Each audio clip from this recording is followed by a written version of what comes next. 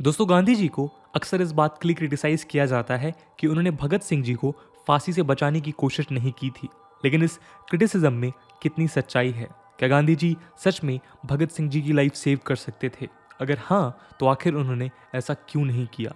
इस वीडियो में हम उस टाइम के सभी इवेंट्स को समझने की कोशिश करेंगे और बिना किसी कंक्लूजन को ड्रॉ किए हुए फैक्ट्स को जानेंगे और इस पूरे मुद्दे पे डिस्कशन करेंगे। लेकिन उससे पहले ये जान लेना जरूरी है कि सरदार भगत सिंह को फांसी क्यों दी जा रही थी। तो आइए शुरू करते हैं आज का डिस्कशन। नमस्कार दोस्तों, मेरा नाम है आदर्श और स्वागत है आपका स्टडी आईक्यू में। हम सभी जानते हैं कि सरदार भगत सिंह एक युवा क्रांतिकारी नेता थे। उन्होंने चंद्रशेखर आजाद के साथ मिलकर 1928 में क्रांतिकारी संगठन हिंदुस्तान सोशलिस्ट रिपब्लिकन एसोसिएशन को भी स्टैब्लिश किया था। 1928 में इंडिया में जब साइमन कमीशन के अगेंस्ट जगह जगह बॉयकॉट रैली और प्रोटेस्ट ऑर्गेनाइज हो रहे थे, तब लाहौर में ऐसे ही एक प्रोटेस्ट को लीड कर रहे थे लाला लाजपत राय।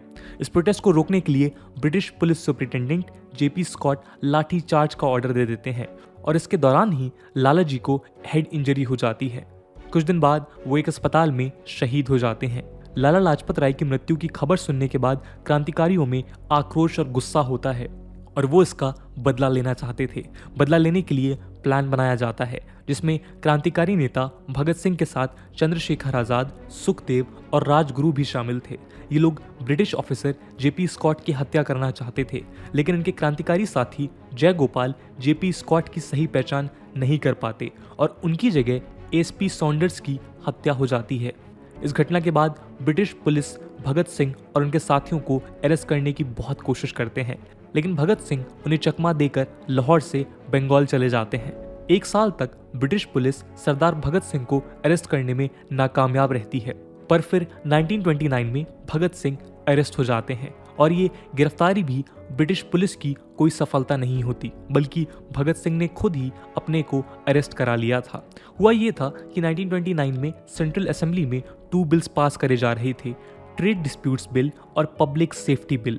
इनके विरोध में भगत सिंह और बटुकेश्वर दत्त असेंबली में बॉम्ब फेंक देते हैं। ये बॉम्ब किसी को मारने के लिए नहीं था, बल्कि भगत सिंह के ही शब्दों में कहा जाए तो बहरों को सुनाने के लिए था। बॉम्ब फेंकने के बाद भगत सिंह और उनके साथी वहां से भागने की कोशिश नहीं करते, बल्कि खुद को अरेस्ट करा लेते हैं। ये उनके प्लान का हिस्सा था। वो चाहते थे कि कोर्ट में ट्रायल्स की मदद से वो अपनी आइडियोलॉजी सब तक पहुंचा सके। ब्रिटिश गवर्नमेंट भगत सिंह के अगेंस्ट 2 केसेस चलाती है, असेंबली बॉम्ब केस और Lahore conspiracy case. Lahore conspiracy case Saunders के मर्डर के लिए था और इसी केस में उनको फांसी की सजा सुनाई जाती है। दोस्तों, ये तो हमने समझ लिया कि भगत सिंह को फांसी की सजा क्यों हुई थी। अब ये भी जान लेते हैं कि गांधी जी फांसी से बचने में उनकी हेल्प कैसे कर सकते थे। 1930 में एक तरफ तो गांधी जी और कांग्रेस सिविल डिसोबीडियंस मूवमेंट शुरू कर देते हैं और दूसरी तरफ ब्रिटिश गवर्नमेंट साइमन कमीशन की रिपोर्ट को डिस्कस करने और इंडिया में फर्दर कॉन्स्टिट्यूशनल रिफॉर्म्स के लिए राउंड टेबल कॉन्फ्रेंस ऑर्गेनाइज कराती है। Congress first round table conference में पार्टिसिपेट नहीं करती और बिना कांग्रेस के राउंड टेबल कॉन्फ्रेंस फेल हो जाती है, क्योंकि कांग्रेस उस समय इंडिया की सबसे बड़ी पार्टी थी। इसलिए बाकी सभी पार्टिसिपेंट्स का भी यही कहना था कि ब्रिटिश गवर्नमेंट कांग्रेस पार्टी को कॉन्फ्रेंस में लेकर आए। इधर सिविल डिसोबीडियंस मूवमेंट काफी तेजी से आगे बढ़ रहा था और उसको वाइड स्प्रेड सपोर्ट भी मिल रहा था। ऐसे में ब्रिटिश गवर्नमेंट पर प्रेशर था कि वो किसी भी तरह इस मूवमेंट का एंड करे और कांग्रेस को सेकेंड राउंड टेबल कॉन्फ्रेंस में पार्टिसिपेट करने के लिए तैयार करे। ऐसे में British viceroy Lord Irwin decide करते हैं कि वो कांग्रेस के साथ समझौते के लिए तैयार हैं। ये पहला मौका था जब ब्रिटिश गवर्नमेंट सीधे कांग्रेस के साथ किसी समझौते के लिए मान गई थी। कांग्रेस के लिए ये एक बड़ी जीत थी। कांग्रेस की तरफ से वाइसरॉय लॉर्ड इरविन के साथ बात करने वाले थे खुद गांधी जी, और जो समझौता इसके बाद हुआ था उसको ही गांधी इरविन पैक्ट कहते हैं।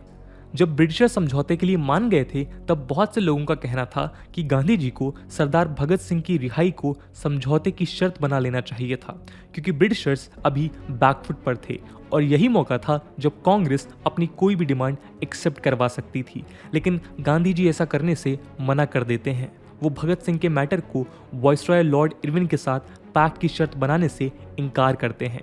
आखिर गांधी जी ऐसा क्यों करते हैं और क्या इसका मतलब ये था कि उन्होंने भगत सिंह को बचाने की कोई कोशिश नहीं करी थी? आइए अपने नेक्स्ट सेक्शन में समझते हैं।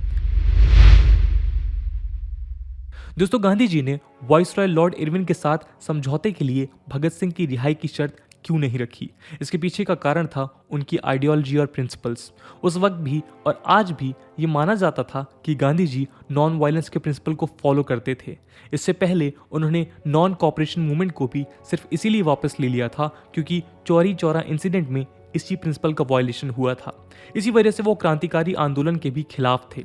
उनके अकॉर्डिंग क्रांतिकारियों में देश प्रेम की कोई कमी नहीं है, लेकिन उनका रास्ता सही नहीं है।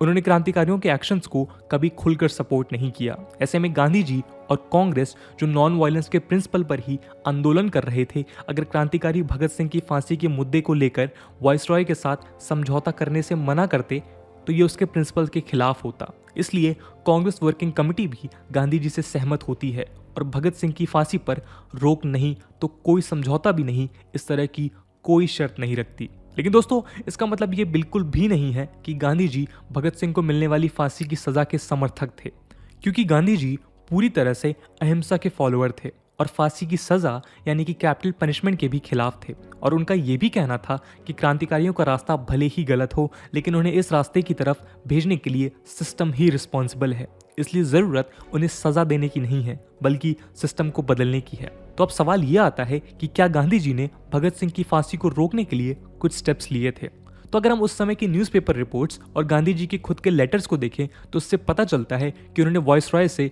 फांसी को टालने की बात जरूर कही थी। गांधी जी ने वाइसरॉय को पब्लिक ओपिनियन और लोगों के सेंटिमेंट्स का हवाला देते हुए फांसी को पोस्टपोन करने की बात कही थी। गांधी जी फांसी की सज़ा खत्म कराने की जगह उसको पोस्टपोन करने की बात क्यों करते हैं? इसके पीछे रीज़न दिया जाता है कि एक बार पोस्टपोन होने के बाद फिर से एग्जीक्यूशन करना इतना ईजी नहीं होता। और इस बीच गांधी जी भगत सिंह और उनके साथियों से मिलकर उन्हें क्रांतिकारी आंदोलन का रास्ता छोड़ने के लिए मना सकते थे। ऐसा करने पर ब्रिटिशर्स पर भी एक मोरल प्रेशर बनाया जा सकता था जिससे वो इनकी सजा को माफ कर दें। लेकिन गांधी जी के कहने पर भी वाइसरॉय लॉर्ड इरविन ने फांसी के एग्जीक्यूशन को पोस्टपोन नहीं किया। और ऐसा इसलिए था दोस्तों क्योंकि गांधी जी के प्रेशर से ज्यादा लॉर्ड इरविन पे ब्रिटिश सिविल सर्वेंट्स का प्रेशर था, स्पेशली पंजाब से। ब्रिटिश ऑफिसर्स ये बिल्कुल नहीं चाहते थे कि उनके एक साथी की हत्या करने वाले भगत सिंह किसी भी तरह बच जाएं। इसलिए जब उन्हें पता चला कि गांधी जी ने वाइसरॉय से फांसी को टालने की बात कही है तो पंजाब सिविल सर्वेंट्स की तरफ से एक लेटर वाइसरॉय के पास भेजा जाता है, जो कि सिर्फ एक लेटर नहीं था बल्कि एक तरह की धमकी थी। इन्होंने लिखा था कि अगर वाइसरॉय ने गांधी जी के कहने पर भगत सिंह की फांसी को टालने का डिसीजन लिया तो ये सभी एक साथ अपना रेजिग्नेशन दे देंगे। अब इतना बड़ा रिस्क वाइसरॉय नहीं ले सकते थे। इसके साथ ही प्रिवी काउंसिल, जो उस समय हाईएस्ट कोर्ट ऑफ अपील होती थी, वो भी भगत सिंह को माफ करने से इनकार कर चुकी थी। इसलिए वाइसरॉय लीगली कुछ गलत भी नहीं कर सकते थे। यही रीजन था कि वाइसरॉय ने भगत सिंह की फांसी को पोस्टपोन करने से भी मना कर दिया। दोस्तों, 23 मार्च 1931 को भगत सिंह, सुखदेव और राजगुरु को फांसी दे दी गई। इसके कुछ दिन बाद ही कांग्रेस का कराची सेशन था, जहां गांधी जी के खिलाफ नारेबाजी होती है और उन्हें काले झंडे भी दिखाए जाते हैं। अब क्योंकि इस वीडियो की शुरुआत में हमने ये बात क्लियर करी थी, ये वीडियो कोई कंक्लूजन ड्रॉ करने के लिए नहीं है। ये बस एक प्रयास है उस समय से रिलेटेड सारे फैक्ट्स को आपके सामने रखने का। दोस्तों, दोनों ही अपने देश से बहुत प्रेम करते थे और इसकी आज़ादी चाहते थे। उनके रास्ते भले ही अलग हों, पर फिर भी दोनों का ही योगदान अपनी अपनी जगह इम्पॉर्टेंट है। भगत सिंह जी के साहस और पराक्रम की बात की जाए तो वो इतने साहसी थे कि जब उनके फादर ने उनकी सज़ा माफ़ कराने की कोशिश की थी, तब उन्होंने बड़े ही कठोर शब्दों में एक लेटर लिखकर इस बात की निंदा की थी। भगत सिंह के अनुसार शहीद होना तो एक क्रांतिकारी के लिए गौरव की बात थी। इसलिए उन्होंने और उनके साथियों ने वाइसरॉय को भी लेटर लिखा कि उन्हें फांसी देने की जगह सीधे शूट कर दिया जाए। ये लोग किसी भी तरह की माफ़ी की उम्मीद नहीं रखते थे। शहीद भगत सिंह जी हों या गांधी जी, दोनों ही अपने प्रिंसिपल्स, आइडियोलॉजी और वैल्यूज़ के लिए सब कुछ कुर्बान करने के लिए तैयार रहते थे। और आज हम लोगों के लिए ये दोनों ही महान हस्ती एक एग्जाम्पल हैं कि अपने देश की आन बान और शान के लिए अपना सर्वस्व न्यौछावर कैसे करते हैं। दोस्तों, इस पूरे मुद्दे को लेकर आपका क्या ओपिनियन है कमेंट सेक्शन में जरूर बताइएगा।